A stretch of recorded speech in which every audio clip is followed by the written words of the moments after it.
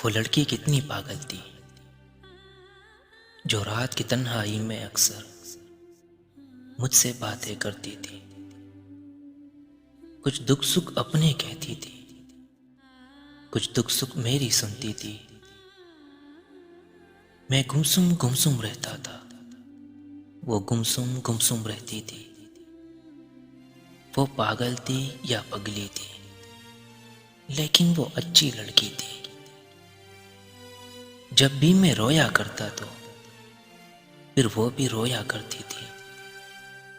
मैं थोड़ा सा हंस देता तो वो पैरों बैठ के हंसती थी। मैं अक्सर बातों बातों में, जाड़े की लंबी रातों में, जब उससे पूछा करता कि क्यों मुझसे बातें करती हो, क्यों अपनी रातें गढ़ती हो, ना तकती हो ना सोती हो, ना मुझसे बोझल रहती हो। मैं सुनता हूं तू सुनती है, तो कुछ लम्हे खामोशी में वो अपनी मन का बोझ लिए कुछ भी ना बोला करती थी। फिर एक लम्हे चौंक उठी तो इतना मुझसे कहती थी,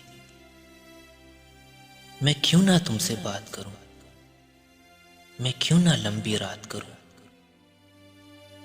तेरी बातों ही बातों में मैंने वो सब कुछ पाया है जो जीवन का समा रहे। मैं तुम में रहना चाहती हूँ, सब तुमसे कहना चाहती हूँ, सब दर्द भी सहना चाहती हूँ। जाने वो कैसी लड़की थी,